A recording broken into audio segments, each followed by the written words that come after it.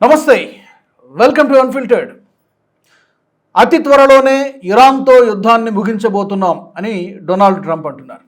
మరోపక్క దీనికి ప్రతిస్పందనగా ఇరాన్ అంటోంది యుద్ధాన్ని మీరు మొదలుపెట్టారు, కానీ ముగించాల్సింది మేము, ఎప్పుడు ముగించాలో మేము డిసైడ్ చేస్తామని చెప్పి ఇరాన్ అంటోంది.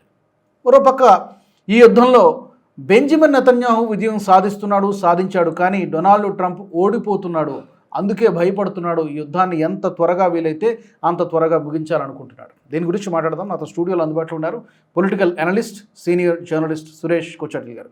సురేష్ గారు నమస్తే. నమస్తే. ఇప్పుడు 8-9 రోజులు అవుతోంది. 28వ తారీఖున మొదలైనటువంటి యుద్ధం. ట్రంప్లో భయం కనిపిస్తోంది. కరెక్ట్, యుద్ధాన్ని ముగిస్తానంటున్నాడు, కానీ అటువైపు అలా లేదు రెస్పాన్స్. 10వ రోజు ఇవాళ యాక్చువల్లీ. ఎస్, టెక్నికల్ చెప్తే 11వ రోజు యాక్చువల్లీ. కానీ యుద్ధం ఎక్కడికి వెళ్తుంది ఎవరికి తెలియట్లేదు, ఎస్పెషల్లీ ట్రంప్కి. యుద్ధం ఎందుకు మొదలుపెట్టారు, ప్రాబ్లం ఏముండే, యురేనియం ఇష్యూ ఉండే.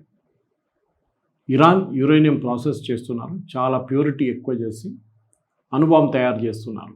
ఇది ఉంటే బేసిక్ ప్రాబ్లం. అది కాకుండా ఇరాన్ దగ్గర ఉన్న మిసైల్స్, డ్రోన్స్ ప్రొడక్షన్ కూడా చాలా పెరిగింది. అది ఒక థ్రెట్గా ఉండిపోతుంది అని చెప్పి దాని మీద కూడా దాడి చేయాలని అమెరికా డిసైడ్ చేశారు. మంచిది, న్యూక్లియర్ పవర్ ఒకటి, మిసైల్ పవర్ ఒకటి. కానీ జరిగింది ఏంటి, ఫస్ట్ వీళ్ళు కొట్టింది అయతోల్లా ఖమెనీ అండ్ వాళ్ళ టాప్ కమాండర్స్ని కొట్టారు. అది యురేనియంతో ఏమైనా సంబంధం ఉందా అంటే లేదు. యురేనియం ఉన్న ప్లేస్ కొట్టారా, అది కూడా కొట్టలేదు. ఇస్ఫహాన్ కానీ మిగతా ప్లేస్. స్ట్రాటజీ ఏముందంటే ఇజ్రాయెల్ది అక్కడున్న టాప్ లీడర్షిప్, ఇరాన్లో ఉన్న టాప్ లీడర్షిప్ని మొత్తం వైప్అవుట్ చేయాలి. ఇది ఫస్ట్ టైం చేయలేదు. ఇస్మాయిల్ హనియా, ఓకే, అక్కడ నస్రుల్లా, ఇట్లా చాలామంది, యహ్యా సిన్వర్ లీడర్షిప్ని వైప్అవుట్ చేయడం అనేది ఇజ్రాయెల్ స్పెషాలిటీ. వాళ్ళు అదే కావాలంటే వాళ్ళకి ఫస్ట్ డే వాళ్ళ యుద్ధం అయిపోయింది ఇజ్రాయెల్ యాక్చువల్లీ. దాని తర్వాత అంతా ఎక్స్ట్రా ఎఫెక్ట్స్ అన్నమాట. అంతే, ఏది వచ్చి వాళ్ళ ఇది అక్కడ బాంబు వేయడం, ఇక్కడ బాంబు వేయడం అంటే మెయిన్ కాదు. వాళ్ళు అదే ఏముంది. ఆ రోజు శనివారం రోజు వీళ్ళు కలుస్తున్నారనేది ప్రీవియస్ రాత్రి తెలిసిపోతుంది. ఎయిర్క్రాఫ్ట్ రెడీ చేసుకున్నారు, ప్లాన్లన్నీ రెడీ చేసుకున్నారు. పొద్దున తెహరాన్ టైం 9:15 బాంబు వేశారు కాంపౌండ్ మీద, రెసిడెన్షియల్ కాంపౌండ్. ఖమ్నీ వాళ్ళ 40 మంది కమాండర్ చనిపోయారు. అమెరికా అజంప్షన్ ఏముండే అంటే వీళ్ళు చనిపోతే మొత్తం రెజీమ్ అంతా పడిపోతున్నారు. కానీ ఇజ్రాయెల్కి అది లేదు. ఇజ్రాయెల్కి తెలుసు ఇరాన్ కెపాసిటీ ఏంటనేది. అంటే వీళ్ళు హెజ్బుల్లా దగ్గర నుంచి నేర్చుకున్నారు ఇజ్రాయెల్.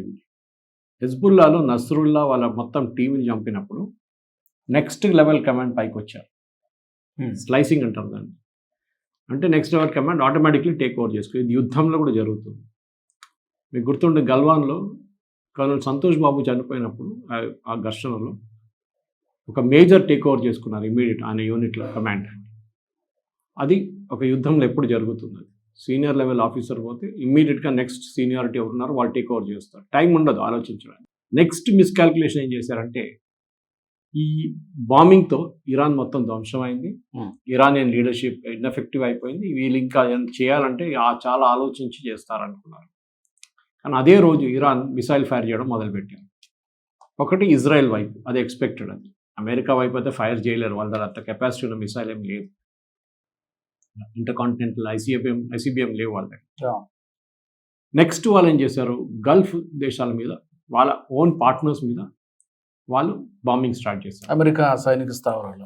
దీన్ని చాలా క్లియర్గా ఈ గల్ఫ్ స్టేట్, సౌదీ అరేబియా ఉండండి, బహ్రెయిన్ ఉండండి, ఖతార్ ఉండండి, ఒమాన్ కానివ్వండి, యూఏఈ కానీ, వీళ్ళందరూ ఏం చాలా క్లియర్గా చెప్పారంటే అమెరికాకి మా బేస్లు వాడకూడదు, ఇరాన్ వ్యతిరేకంగా మీరు చేస్తున్న ఈ బాంబింగ్లో మా దగ్గర నుంచి టేక్ ఆఫ్ చేయకూడదు, ల్యాండ్ చేయకూడదు.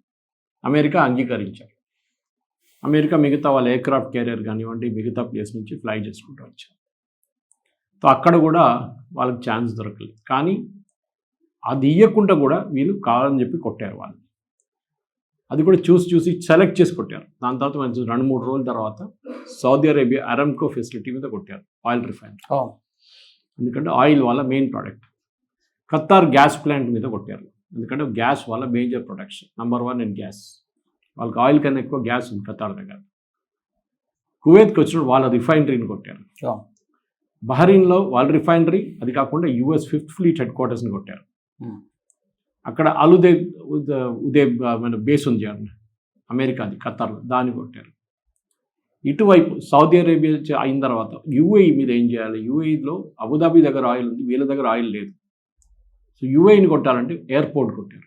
వాళ్ళ ఎకనామిక్ డిస్టర్బెన్స్ అయిపోయింది, దాంతో ఫ్లైట్లన్నీ ఆగిపోయినాయి.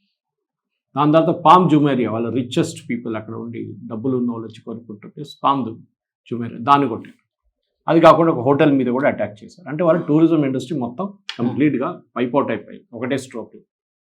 ఫ్లైట్లు అన్నీ క్యాన్సిల్ అయిపోయినాయి, ఎక్కడ మనుషులు అక్కడ ఉండిపోయారు, ఎవరు వెళ్ళలేకపోతున్నారు, రాలేకపోతున్నారు. ఈ పరిస్థితి నుంచి బయటపడడానికి చాలా కష్టపడాల్సి వస్తుంది. ఇప్పుడు ఇరాన్ ఏమన్నారంటే ఇప్పుడు జస్ట్ ఒక హాఫ్ అన్ అవర్ ముందు ఒక స్టేట్మెంట్ ఇచ్చారు. ఏ గల్ఫ్ దేశాలు, మా పక్కన ఉన్న దేశాలందరూ అమెరికన్ అండ్ ఇజ్రాయేలీ అంబాసిడర్స్ని ఎక్స్పెల్ చేస్తారు, అంటే పంపించేస్తారు, వాళ్ళని స్ట్రెయిట్ ఆఫ్ హోర్మూజ్లో వాళ్ళ షిప్స్ని తీసుకెళ్ళొచ్చు అని పర్మిషన్ ఇస్తున్నా అని చెప్పారు. చూడండి, వాళ్ళు డిక్టేట్ చేస్తున్నారు. అమెరికా నోరు తెరవట్లేదు. ట్రంప్ పెద్ద పెద్ద స్టేట్మెంట్ ఇచ్చారు, మేము గెలిచేసాం, అయిపోయింది, we have won the war, naval వాళ్ళ కంప్లీట్ డిస్ట్రాయ్ అయిపోయింది, వాళ్ళ ఎయిర్ ఫోర్స్ ఏం లేదు. కానీ ఇప్పుడు ఏం జరుగుతుంది? వాళ్ళు డిక్టేట్ చేస్తున్నారు. మీరు స్ట్రెయిట్ ఆఫ్ హార్మూజ్లో నేను షిప్స్ తీసుకొచ్చి పెడతాను, ఎస్కాట్ చేస్తాను ట్యాంకర్స్ అన్న మనిషి ఇవాళ 7వ రోజు అయింది, ఇప్పుడు దాకా అసలు దాని గురించి ఏం చెప్పట్లేదు. కానీ తెలుసు ఇదే షిప్లు, అమెరికన్ షిప్ల మీద మళ్ళీ దాడి జరుగుతున్నాయి. ఎందుకంటే వాళ్ళు just sitting very close to the Coast. Attack చేయడానికి ఒక డ్రోన్ 2 డ్రోన్ చాలు వీళ్ళకి. అది కాకుండా స్పీడ్ బోట్స్ యూజ్ చేస్తారు, సూసైడల్ కమెకాజీ టైప్, అది జరుగుతుంది. ఇప్పుడు ఎట్లా అయిపోయింది? అమెరికాకి ఎగ్జిట్ పాలసీ లేదు. వీళ్ళు ఫస్ట్ ఆఫ్ ఆల్ యుద్ధంలో ఎందుకు వచ్చారు వీళ్ళకే తెలియదు. అది ఇజ్రాయెల్ యుద్ధం ఉండే, ఇజ్రాయెల్ చూసుకుంటుంటే వీళ్ళు అక్కర్లేదు. ఇజ్రాయెల్ వాళ్ళే వెళ్ళి వాళ్ళే బాంబ్ చేశారు. ఖమనీ వాళ్ళ కాంపౌండ్ అమెరికా బాంబ్ చేయలేదు. అమెరికా చేసిన ఒక బాంబ్ వెళ్ళి పడ్డది ఒక స్కూల్ మీద, 300 పిల్లలు చనిపోయారు. అంటే వాళ్ళు అక్నాలెడ్జ్ చేశారు. ఓకే, అంటే అంత బ్లండర్ మొత్తం. టామహాక్ మిసైల్ ఫైర్ చేస్తారు. దాని తర్వాత ఒక డ్రోన్ అడ్డుకోవడానికి ఈ అరబ్ నేషన్స్కి వీళ్ళు పేట్రియట్ మిసైల్స్ అమ్మారు. వాళ్ళ ప్రాఫిటబిలిటీ చూడండి, వాళ్ళ బిజినెస్ చూడండి. ఇరాన్ కొడతారు డ్రోన్, 25,000 డ్రోన్ డ్రోన్ ఉంటుంది. దాన్ని అడ్డుకోవడానికి $1 మిలియన్ పేట్రియట్ మిసైల్ యూజ్ చేస్తారు. ఇది వీళ్ళ సంగతి. ఇట్లాంటి పరిస్థితుల్లో definitely American public pressure president Trump మీద రావడం మొదలుపెట్టింది. లేటెస్ట్ వాళ్ళ దగ్గర నడుస్తున్న పోల్స్, వాళ్ళ దగ్గర కాన్స్టెంట్ ప్రతి ఇష్యూ మీద పోల్ ఉంటుంది. అమెరికా డైలీ నడుస్తుంటుంది, వీక్లీ నడుస్తుంది. దీంట్లో అడిగారు, మీరు ట్రంప్ది ఈ యుద్ధం, ఇరాన్ వ్యతిరేకంగా నడుస్తున్న యుద్ధం సపోర్ట్ చేస్తున్నారా లేదా? 38% ఎస్ అన్నారు, అంతే. మిగతా అందరూ వ్యతిరేకిస్తున్నారు. కంపేర్ టు దిస్, ఇప్పుడు సద్దాం హుసేన్ వ్యతిరేకంగా ఇరాక్లో చేసిన యుద్ధానికి 78% మంది సపోర్ట్ చేశారు. ఇప్పుడు ఆ సపోర్ట్ లేదు, ఎందుకంటే అక్కడ కూడా ఏం దొరకలేదు. ఫైనలీ అక్కడ వెపన్స్ ఆఫ్ మాస్ డిస్ట్రక్షన్ అనేది లేదు, వెపన్ లేదు, మాస్ డిస్ట్రక్షన్ లేదు. ఇక్కడ యురేనియం అని దిగారు. ఇప్పుడు తెలిసింది యురేనియం ఏం చేయాలి. ట్రంప్ అంటున్నాను, మేము ఆన్ ద బూట్స్ గ్రౌండ్ పెట్టి స్పెషల్ ఫోర్సెస్ని పంపించి మేము యురేనియం గుంజుకుంటాం. ఏదో అక్కడ చిన్న పొట్లాల కట్టి ఇడ్లీ ప్యాక్ చేసి పెడతారు చూడండి, మన దగ్గర ఇప్పుడు మీల్స్ ప్యాక్ చేసి పెడతారు చూడండి, అట్లా పెట్టినట్టే చెప్తున్నారు వెళ్ళి తీసుకోవడానికి. ఇదంతా ఒక అమెచ్యూర్ ఎఫర్ట్ లాగా అనిపిస్తుంది, ఒక అమెరికన్ ప్రెసిడెంట్ లాగా కనిపించట్లేదు. ఆయన ఎప్పుడు కూడా అంగీకరించట్లేదు. ఒక సెన్స్ ఆఫ్ హ్యూమిలిటీ అంటారు ఇంగ్లీష్లో. సరే, మేము అంత ఆలోచించి అంత జరగలేదు, ఇట్స్ ఓకే, మేము వాళ్ళ అసెట్స్ అన్ని డిస్ట్రాయ్ చేసాం, అంతే, అయిపోయింది. సో వీఆర్ గాట్, నాకు కావాల్సింది మేము చేసుకున్నాం, తర్వాత చూసుకుందాం మిగతాది. ఇప్పుడు ఆయిల్ ప్రైసెస్ చాలా ఎక్కువైంది, దాన్ని కొంచెం కూల్ డౌన్ చేద్దాం, స్టెబిలైజ్ చేద్దాం. దాని తర్వాత వీళ్ళని లాంగ్ టైమ్గా వీళ్ళని కొడతాం. మేము కాదు, నేనే ఇంటర్వ్యూ చేస్తాను క్యాండిడేట్ని, అమెరికన్ అక్కడ ఇరానియన్ ప్రెసిడెంట్ ఎవరు కావాలా, ఇంటర్వ్యూ బోర్డు చైర్మన్ నేనే, నా ముందు కూర్చుంటే క్యాండిడేట్ నేనే సెలెక్ట్ చేస్తాను. మీరెవరండి? ఫస్ట్ ఆఫ్ ఆల్ వాళ్ళ దేశం, వాళ్ళ ప్రాబ్లం. మీరేదో వెనజువేలాలో చేశారని చెప్పి మిగతా అన్ని చోట్ల వీళ్ళు అంగీకరిస్తూ అనుకున్నారు. వెనజువేలా అందరు తెలిసిందే, వాళ్ళకి ఏముంది, ఆర్మీ ఏం లేదు. ఇరాన్ అట్లా కాదు, వీళ్ళు తెలిసిపోయింది. వాళ్ళు చూడండి, ఇన్ని రోజుల నుంచి డ్రోన్ ఫైర్ చేస్తున్నారు, మిసైల్స్ ఫైర్ చేస్తున్నారు, ఇప్పుడు దాకా ఆగిందా? ఆగలేదు. అది కూడా కరెక్ట్ కొడుతున్నారు. అమెరికా కన్ఫ్యూజ్ అయిపోయారు ఫస్ట్, వీళ్ళు కరెక్ట్గా ఎట్లా కొడుతున్నారు, వీళ్ళకి ఎట్లా ఎవరు ఇచ్చారు శాటిలైట్ కోఆర్డినేట్స్ అంటే తర్వాత తెలిసింది రష్యన్ వాళ్ళు ఇచ్చారని చెప్పి. సో నిన్న రాత్రి రష్యన్ ప్రెసిడెంట్ పుటిన్కి ఫోన్ పెట్టారు, ప్రెసిడెంట్ ట్రంప్ ఫోన్ చేశారు. ఏం మాట్లాడారో తెలియదు, కానీ యుక్రెయిన్ యుద్ధం గురించి అసలు మాట్లాడలేదు. ఏదో చెప్పుంటారంట 1 లైన్లో, అది ట్రై చేయండి అంటే అదంతా మర్చిపోండి, ముందు మీ యుద్ధం మాట్లాడదామని చెప్పి పుటిన్ వచ్చి ఉంటాడు. ఇప్పుడు పుటిన్ అడుగుతున్నారు, మీరు ఎట్లన్నా ఈ యుద్ధం ఆపండి, నాకు ఒక ఫేస్ సేవర్, అంటే నేను ఏదో గెలిచినట్టు చూపించి నేను చప్పట్లు కొట్టుకుంటే నేను వెళ్ళిపోతాను, Hmm. తర్వాత మీ ఇరాన్తో డీల్ చేసుకోండి, నన్ను ఇక్కడి నుంచి ఒక ఎగ్జిట్ ఇవ్వండి. ఇప్పుడు ఇరాన్ ఏమంటున్నారు, మీరు చెప్పారు చూడండి ఓపెన్ కామెంట్లో, మీరు స్టార్ట్ చేశారు, మేము డిసైడ్ చేస్తాం ఎప్పుడు ఏం చేయాలి. ట్రంప్కి ఇంత ఇన్సల్ట్ ఎప్పుడు చేయలేదు ఎవరు. ఇప్పుడు కూడా పెద్ద మాటలు అంటున్నాడు, తక్కువేం కాదు. నిన్న రాత్రి స్పీచ్ ఇస్తూ మేము గెలిచేసాం, అయిపోయింది, అన్నీ అయిపోయింది, we are the biggest nation on the world, అది ఇది, మా ఆర్మీ, మా ఎయిర్ ఫోర్స్, మా నేవీ, ఓ సూపర్ అని. ఏం చేశారు? వియట్నాంతో ఓడిపోయిన అదే పరిస్థితి ట్రంప్కి ఇప్పుడు వచ్చింది. అప్పుడు జరిగిన వియట్నాం వార్ రిజల్ట్ ఇవాళ దాకా అమెరికన్ బ్రెయిన్లో కూర్చుంది. అప్పుడున్న జనరేషన్కి అర్థమవుతుంది ఇంత పెద్ద ఇన్సల్ట్ అదే. ఇంత పెద్ద ఆర్మీ, ఇంత పెద్ద క్యాంపెయిన్ నడిపించి ఒక చిన్న గెరిలా ఫోర్స్తో ఓడిపోయారు, పారిపోవాల్సి వచ్చింది అమెరికాకి. అదే ఇప్పుడు కూడా జరిగింది. దానికన్నా ముందు తాలిబాన్తో ఇదే జరిగింది, ఆఫ్ఘనిస్తాన్ నుంచి పారిపోయారు. ఒక్క యుద్ధం కూడా అమెరికా గెలిచారంటే ఎక్కడ లేదు. ఎయిర్ నుంచి కొట్టడం, ఎయిర్ సుపీరియారిటీ ఉంది, B2 బాంబర్స్ ఉంది, F-35 ఉంది, మీరు ఏమైనా చేసుకుంటారు. కానీ అది కాదు రిజల్ట్ ఆన్ ద గ్రౌండ్. మీకు కావాల్సింది రెజీమ్ చేంజ్ కావాలండి. First uranium excuse, next regime change. జరిగిందా? జరగలేదు. కొత్త లీడర్ని ఎన్నుకున్నారు, వాళ్ళ కొడుకునే ఎన్నుకున్నారు. కొడుకు ఎవరైనా కానివ్వండి, ఎన్నుకున్నారా? Correct, as per rule. వాళ్ళ దాంట్లో ఒక రూల్ ఉంది, కాన్స్టిట్యూషన్, దాని ప్రకారం చేసుకున్నారు. డెమోక్రాటిక్ కాదా మనం పక్కన పెడదాం అంతా. కానీ అదైనా జరిగింది కదా. ఈ చెప్పిన అరబ్ నేషన్స్లో ఎక్కడైనా ఒక చోట్ల ఎలక్షన్ నడుస్తుందా? ఇక్కడ లేదు కదా. అన్ని ఫ్యామిలీ హెల్డ్ కన్సర్న్స్. ఇది ఒక్కటే, ఇరాన్ ఒకటే ఉంది ఆ రీజన్లో ఒక డెమోక్రసీ, ఏదైనా డెమోక్రసీ. అది మీరు చెప్పొచ్చు ఫేక్ డెమోక్రసీ అది, కానీ ఏదో ఒక ఓటింగ్ నడుస్తుంది కదా అట్లీస్ట్. అది జరిగింది. దాంట్లో ఆయన ఎన్నుకున్నారు. ఇప్పుడు అంటున్నారు కాదు, ఆయన మేము ఉండనీయం, ఆయన కూడా తీసేస్తాం, ఈజ్ అన్ఫిట్.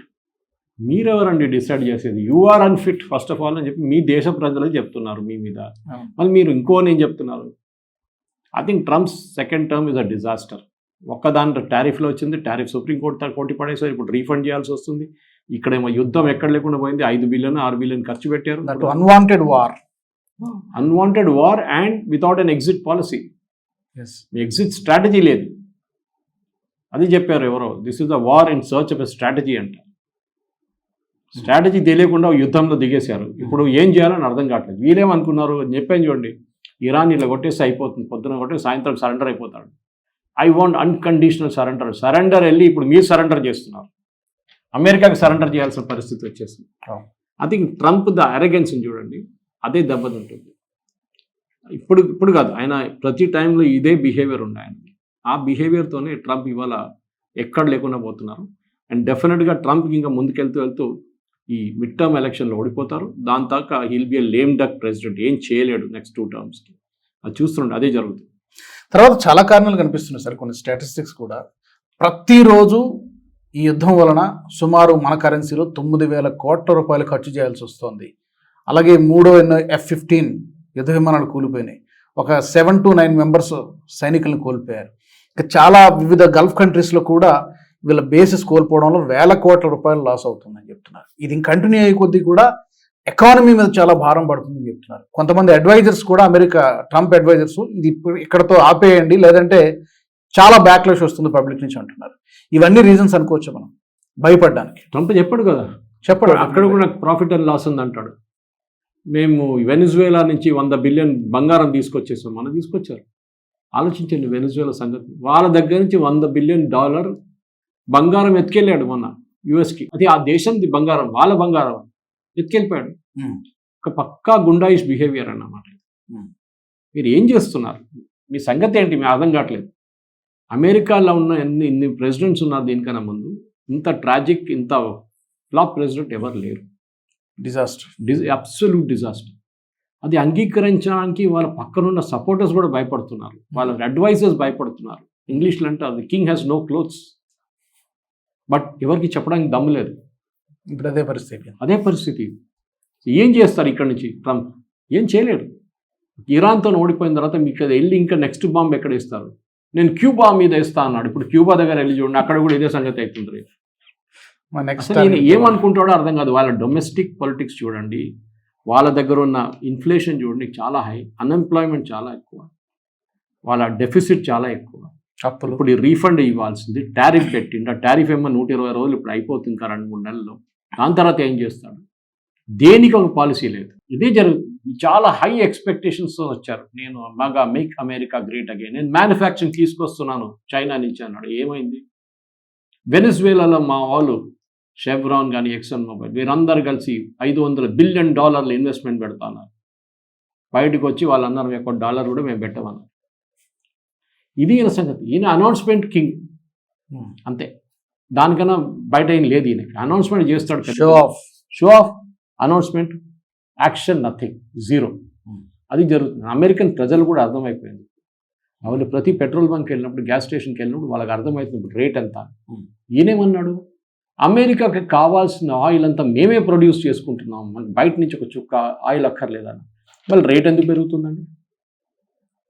మీరే మీ ఆయిల్ అంతా ప్రొడ్యూస్ చేసుకున్నప్పుడు బయట రేట్ ఇన్ఫ్లుయెన్స్ కాదు కదా. ఇప్పుడు మన దగ్గర రేపు మనకు కావాల్సిన ఆయిల్ మనమే ప్రొడ్యూస్ చేస్తున్నాం అనుకోండి, కాదు అది. కానీ నేను చెప్తున్నాను, సౌదీ అరేబియా లాగా మనకు కావాల్సిన ఆయిల్ ప్రొడ్యూస్ చేసుకుంటే మనకి టారిఫ్, మనకి ఎక్స్ట్రా భారం మన మీద పడదు. $100 అయితే $200 అయితే ఏంటి, మనం ప్రొడ్యూస్ చేసే కాస్టే మనకు ఉంటుంది అంతే. మళ్ళీ వీళ్ళ ఎట్లా పెరుగుతుందండి అమెరికాలో చెప్పండి నాకు, అర్థం కాదు. That means America is not producing for it self. అక్కడే తెలిసిపోతుంది అంతా బ్లఫ్ గేమ్. అది షేల్ ఆయిల్ కొడుతున్నాం, అది చేస్తున్నాం, ఇది చేస్తున్నాం అని చెప్తున్నాం. ఇది పరిస్థితి. సో డెఫినెట్గా ఇప్పుడు రాజు గారు చూడండి, ఇంకా 2 రోజులు 3 రోజుల్లో situation will become even worse. ఇప్పుడు ఇరాన్ డిక్టేట్ చేస్తున్నారు టర్మ్స్. మేము ఎట్లా వార్ ముగిస్తాం, మేము చెప్తాం మీకు. అమెరికా ఇప్పుడు చెప్పాను చూడండి, మీరు అమెరికన్ వాళ్ళని ఎక్స్పెల్ చేయండి అక్కడి నుంచి, ఎవరు ఉండకూడదు. అమెరికన్ ఉండదు, ఇరానియన్ మన ఇజ్రాయలీస్ ఉండకూడదు. వీళ్ళ ఎన్వాయిస్ని అందరినీ, అంబాసిడర్స్ని పంపించేసేయండి ఇంటికి. చేయరు కానీ వీళ్ళు కూడా భయపడతారు అరబ్ నేషన్స్, బాబా ఎక్కడొచ్చి పడ్డాం మనం అని చెప్పేసి. ఇప్పుడు లేటెస్ట్ న్యూస్ అంటే యుఎస్ పర్సనల్ని అన్ని బేసెస్ నుంచి పంపించేస్తున్నారు, ఓన్లీ ఎసెన్షియల్ స్టాఫ్ని పెట్టుకుంటున్నారు. ఎందుకంటే ఇంకేం బాంబులు జరుగుతుంది. ఇజ్రాయెల్ దగ్గర కూడా వాళ్ళకు ఏం ఉండేది, ఖమనీని చంపాలి, వాళ్ళ జనరేషన్ని ఫినిష్ చేసేయాలి మొత్తం. వాళ్ళు 40 మంది అది చేసేసారు, వాళ్ళు అయిపోయింది, వాళ్ళు వెళ్ళిపోయారు. దాని తర్వాత చెప్పింది చూడండి, చిన్న చిన్న దానికి వచ్చారు అంతే. వాళ్ళు చిన్న చిన్న బాంబింగ్, మళ్ళీ వచ్చి ఇంకోసారి బాంబు చేశారు, వాళ్ళు సెల్లార్ బాంబు చేశారంట, వెళ్ళిపోయారు. మళ్ళీ వాళ్ళ పని అయిపోయింది, వాళ్ళు కావాల్సింది చేసుకుంటున్నారు. వాళ్ళు అందరూ అడ్డే అడుగుతున్నారు, నెతన్యాహు గుంజి తీసుకెళ్ళొచ్చు, ట్రంప్ని తీసుకొచ్చాడంటే. నెతన్యాహు ట్రాప్లో ట్రంప్ ఇరుక్కుపోయాడు, వాళ్ళ పని ముగించేశాడు. నెతన్యాహు యుద్ధంలో గెలిచాడు, కానీ ట్రంప్ ఓడిపోతున్నాడు. హీఈస్ లూజింగ్ ద బ్యాటిల్ అనేది ఎవరు పిలిచారండి? నెతన్యాహు ఎందుకు పిలుస్తాడు? బాంబింగ్ ఎవరు చేశారు తెహరాన్లో ఆ రోజు? ఇజ్రాయలీ ఎయిర్క్రాఫ్ట్ చేశారు. ట్రంప్ది ఏమైనా రోల్ ఉందా? లేదు. ఆయన డొమెస్టిక్ పాలిటిక్స్లో ఎప్స్టీన్ ఫైల్స్ కానివ్వండి, అక్కడున్న నెగటివ్ పబ్లిసిటీ, ఇన్ఫ్లేషన్ కానివ్వండి, ఆ ట్రేడ్ డెఫిసిట్ కేసు ఓడిపోయిన తర్వాత ఏదో ఒక కొత్త పబ్లిసిటీ వెపన్ కావాలని చూశాడు. ఆయన అనుకున్నాడు, ఈ యుద్ధంతో నాకు చాలా మంచి ఇమేజ్ వచ్చేస్తుంది, వీళ్ళు పబ్లిక్, ఇక్కడ ఉన్న అమెరికన్ ఓటర్ అంతా మర్చిపోతాడు, మిడ్ టర్మ్లో నాకు వచ్చి ఓటేస్తాడు అనుకున్నాడు. కానీ ఆయన ఇది ఆలోచించలేదు, ఇట్లాంటి ఒక సంగతి జరుగుతుందో అని. యురేనియం ఇప్పుడు మాట్లాడలేదు. We will send our people with boots on the ground, special ఫోర్సెస్ని పంపిస్తా అంటే ఇక్కడ దొరుకుతుంది మీకు. చూడండి, ట్రై చేసి చూడండి ఒకసారి. మళ్ళీ ఒక 200 మంది చనిపోతారు దాంట్లో, రేడ్ ఏమైనా జరుగుతుంది. వాళ్ళు కూర్చోరు కదా, ఇరాన్ నుంచి అక్కడ ఒకటే కూర్చోరు. ఏం జరిగింది లాస్ట్ 2 డేస్లో? ముజ్తబా క్వాలిఫికేషన్ పక్కన పెట్టండి, is not even an ayatollah, mid level ఒక క్లెరిక్, కానీ ఆయనకు సపోర్ట్ ఎంత వచ్చింది చూడండి ఇప్పుడు. ఎందుకంటే మీరు వాళ్ళ దేశం మీద ఇన్సల్ట్ చేసి మాట్లాడిన దానికి వాళ్ళు ఒక రివెంజ్గా, ఈవెన్ ముస్తఫాకి సపోర్ట్ చేయని మనుషులు కూడా ఇప్పుడు వచ్చి ముస్తఫాని సపోర్ట్ చేస్తున్నారు. బికాస్ మీరు మా దేశంని ఇన్సల్ట్ చేశారు కంప్లీట్గా. మా దేశం, Iran is nothing, Iran is finished. ఎవరండి మీకు కొంచెం రెస్పెక్ట్? అక్కడ ప్రజల గురించి మాట్లాడండి. వాళ్ళ దగ్గర ఫస్ట్ మీరు ఏమన్నారు, అందరు రోడ్డు మీద వచ్చేసేయండి. 1500 మంది 3000 మంది చనిపోయారు. ఓకే, దాని తర్వాత ఏం జరిగింది? వీళ్ళెవరు రోడ్డు మీదకి రాలేదు. మళ్ళీ అన్నారు help is on the way అన్నారు. 2 వార్షిప్లు అది ఇది అన్నీ తెచ్చుకున్నాడు ఎయిర్క్రాఫ్ట్ క్యారియర్. ఇప్పుడు ఏమైంది? దాని తర్వాత కూడా ఏం జరగలేదు. ఇది ప్రాబ్లం. ఇప్పుడు గల్ఫ్ స్టేట్స్ కూడా అర్థం చేసుకున్నారు, వీళ్ళు లయబిలిటీ అమెరికా అంటే. ట్రంప్ నమ్ముకుంటే కష్టం. రేపు మాకు సహాయం చేయడానికి ఉండేవి, మా పక్కన కూడా నిలబడలేదు. సౌదీ అరేబియా వైపు వచ్చిన ఒక మిసైల్ని అమెరికన్స్ అడ్డుకున్నారా? వాళ్ళ సిస్టమ్సే కాదు అక్కడ ఉన్నది, వాళ్ళ ఎయిర్ ఫోర్స్ బేస్ ఉంది కదా, వాళ్ళ ఎయిర్క్రాఫ్ట్ పంపించి దాన్ని కౌంటర్ చేసుకోవచ్చు కదా, చేయలేదు. టర్కీ వైపు వెళ్ళిన ఒక ఎయిర్క్రాఫ్ట్ని నేటో ఎయిర్క్రాఫ్ట్ కొట్టి పడేశారు. టర్కీ వైపు వెళ్ళిన ఒక మిసైల్ని వీళ్ళెందుకు చేయట్లేదండి? ఖతార్ వైపు వచ్చిన ఎన్నో మిసైల్స్ వచ్చినాయి. ఖతార్ వైపు అమెరికా ఎందుకు అడ్డుకోవట్లేదు? వాళ్ళు ఖతారీలు దగ్గర చెప్తున్నారు, మీరు చూసుకోండి, అది మీ ప్రాబ్లం. వాళ్ళు మిమ్మల్ని ఎందుకు పెట్టుకున్నామండి ఇక్కడ ఎయిర్ ఫోర్స్ బేసు? మమ్మల్ని కాపాడడానికి పెట్టుకున్నాం, మళ్ళీ ఈ టైం వచ్చి మమ్మల్ని కాపాడలేదు మీరు. అక్కడేమో ట్రంప్ ఈయన తిడుతున్నారు స్టామర్ని, మీరు టైంకి నాకు డీగో గారు చెయ్యలేదు, ఇటు స్పెయిన్ ఎయిర్క్రాఫ్ట్ క్యారియర్ అడగలేదు, స్పెయిన్ వాళ్ళు ఇవ్వలేదు, మీరు అందరు యూజ్లెస్ ఫెలోస్, మేము మేము గెలిచిన తర్వాత మీకు తను ఏం చేసుకో, ఎక్కడ గెలిచారు, ఎవరు గెలిచారు అర్థం కావట్లేదు. ఇంకా ఇమ్మెచ్యూర్ పొలిటీషియన్ లాగా మాట్లాడుతున్నారు. సో ఇప్పుడు అప్పర్ హ్యాండ్లో ఇరాన్ ఉంది కాబట్టి ఫైనల్గా వాళ్ళు చెప్తున్నారు, మేము 6 నెలలైనా కూడా తీవ్రమైనటువంటి యుద్ధానికి మేము సిద్ధంగాను అని చెప్తున్నారు. ట్రంప్ ఏమో చేతులు కట్టుకొని ఇంకా వార్ క్లోజ్ చేస్తామని చెప్తున్నాడు. ఎక్కడికి పోతుంది? హౌ విల్ ఎలా ఎండ్ అవుతుంది? ఇప్పుడు ఒక వారం రోజులా, 10 రోజులా, లేకపోతే 2-3 నెలలు జరుగుతుందా? ఎలా? ఇది టామ్ అండ్ జెర్రీ కార్టూన్ చూసినట్లు అయిపోతుంది. ఒకసారి టామ్ జెర్రీ వెనక పరిగెత్తుంది, జెర్రీ ఏమో టామ్ వెనక పరుగుతుంది. ఇదే జరుగుతుంది. ఇప్పుడు జెర్రీ టామ్ వెంట పడుతుంది, టామ్ పారిపోవడానికి ట్రై చేస్తున్నాడు, కావట్లేదు. ఇది అట్లనే ఎండ్ అవుతుంది, కామెడీ షో లాగా ఎండ్ అవుతుంది last. It's a tragic show, but comedy show లాగా ఎండ్ అవుతుంది. ఇరాన్ మళ్ళీ చూపించారు ఏంటంటే యాజ్ అ సివిలైజేషన్ వాళ్ళు చేసినంత తప్పే, నేను చెప్పట్లేదు. They are a very despotic regime. వాళ్ళ మహిళల్ని చాలా హారిబుల్గా ట్రీట్ చేస్తారు. ఇదంతా ఉంది. Political opponents, internal Shah of Iran కూడా ఏదో మహాత్మా గాంధీ కాదు, ఆయన కూడా చేసిన చాలా పనులు ఉన్నాయి ఇట్లాంటి పనులు. సో వీళ్ళు నెక్స్ట్ తీసుకొచ్చే నేత కూడా ఇట్లానే ఉంటాడు. అమెరికా తీసుకొచ్చింది దీనికన్నా ముందు ఉండే కదా రేజా పేల్వి, షా ఆఫ్ ఇరాన్, ఆయన కూడా తక్కువ, ఆయన కూడా నంబర్ 1 మాఫియా ఉండే. ఇదేమంటే లెసర్ ఆఫ్ ద 2 ఈవిల్స్ అంటాం మన ఇంగ్లీష్లో. నేను కొత్త లీడర్ని తీసుకొచ్చాను, మీరే మా కొత్త లీడర్ ఎవరండి? వాళ్ళు నడిపించి రావాలి. వాళ్ళ ప్రజలు ఎన్నుకోకపోయినా కానీ యాక్సెప్టబుల్ లీడర్ వాళ్ళ దగ్గర. నువ్వు బయట నుంచి తీసుకొచ్చి ఎక్స్పోర్ట్ కమాండ్ నేను డెలాయిని పెట్టాను చూడండి, వెనిజువేలా అట్లనే ఇక్కడ కూడా చేస్తాను. మళ్ళీ ఐఎమ్ రిపీటింగ్ అసలు వెనిజువేలా దగ్గర ఆర్మీ ఎక్కడ ఉంది? వాళ్ళ దగ్గర షో ఆఫ్ ఆర్మీ ఉంది అంతే, చూపించడానికి, ఇన్స్టాగ్రామ్ పోస్ట్ చేయడానికి, మిగతా దానికి పనికిరాదు వాళ్ళు. ఇది మనం అర్థం చేసుకోవాలి. ఇరాన్ మేము మునిగిపోతాం కానీ మిమ్మల్ని కూడా తీసుకెళ్తాం తోడని ఆ పాలసీ ఫాలో చేస్తున్నారు. గల్ఫ్ దేశాలు కూడా అర్థమైపోయింది. ఇన్ని ఆయుధాలు కొనుక్కొని ఇన్ని బిలియన్స్ ఖర్చు పెట్టి ఇప్పుడు సౌదీ అరేబియా 100 F-35 కొంటారు, ఏం చేసుకుంటారు? ఒక్క ఎయిర్క్రాఫ్ట్ మీరు యూజ్ చేశారా? వాళ్ళ వ్యతిరేకంగా, ఇరాన్ వ్యతిరేకంగా భయపడుతున్నారు. మేము వీళ్ళందరూ ధమ్కిచ్చారు, ఇరాన్ మా మీద చేశారు, మేము చూపిస్తాం ఏం చేయవచ్చు అని. కువైత్ అమీర్ అన్నాడు, ఏం చేయలేదు. సౌదీ అరేబియా అన్నాడు, మేము అది చేస్తాం, ఏమని చేయలేదు. అజర్బైజాన్ అక్కడ కూర్చొని థ్రెటన్ చేశాడు, మా మీద వేస్తామని, మేము కూడా చూపిస్తామని. 2 రోజులు బార్డర్ బంద్ చేశాడు ఇరాన్తో, 3వ రోజు ఓపెన్ చేశాడు ఆటోమేటిక్గా అజర్బైజాన్. భయపడుతున్నారు వాళ్ళందరికీ. Iran has become a regional super power. Saudi Arabia కాదు, కువైత్ కాదు, ఖత్తర్ కాదు, వీళ్ళు ఎవ్వరు కాదు. It is Iran which has become a regional super power ఈ గేమ్లో. టెక్నాలజీ వైజ్ వాళ్ళు ఇన్ని డ్రోన్లు, ఇన్ని మిసైల్ ఇన్ని రోజులు తయారు చేసుకున్నారు. That it's the big challenge. బయట నుంచి కొనకుండా ఎట్లా చేశారో హ్యాట్స్ ఆఫ్ టు దమ్. వాళ్ళ టెక్నాలజికల్ కేపబిలిటీ అది వాళ్ళు నార్త్ కొరియా దగ్గర నుంచి తెచ్చుకున్నారా టెక్నాలజీ, రష్యా దగ్గర నుంచి తీసుకున్న టెక్నాలజీ, చైనా దగ్గర నుంచి వాళ్ళు తయారు చేశారు. షహీద్ తీసుకొని వాళ్ళు అమ్మారు రష్యాకి, షహీద్ 3-6 డ్రోన్స్. మళ్ళీ ఇది ఒక lesson. Okay, David and Goliath అంటారు ఇంగ్లీష్లో, బ్యాటిల్. దాంట్లో కలిసింది. ఎప్పుడు మైట్ ఈజ్ నాట్ రైట్. ఒక్కొక్కసారి స్టేయింగ్ కెపాసిటీ, మీరు ఎన్ని రోజులు ఉండొచ్చు. బికాజ్ ఇరాన్కి ఏం లేకుండే, ఇరాన్కి ఒక్కటే ఏముండే, వీ హ్యావ్ టు సర్వైవ్. ఎట్లయినా బతికి బయటపడాలి అంతే, తర్వాత చూసుకుందాం. అది వాళ్ళు సక్సీడ్ అయ్యారు.